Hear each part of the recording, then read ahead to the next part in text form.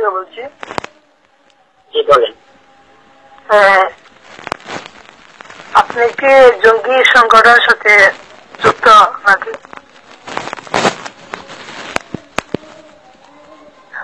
করার জন্য ফোন করছেন? হয় ভাই। ব্যস্ত আছি, পরে ফোন দেন। আল্লাহ হাফেজ। আপনি জঙ্গি সংগঠনের সাথে যুক্ত কেন? তার বাচ্চা, শুয়ারের বাচ্চা, তোর মায়ের চুরি। তোর মাকে জিজ্ঞাসা কর জঙ্গি সংগঠন কারে বলে।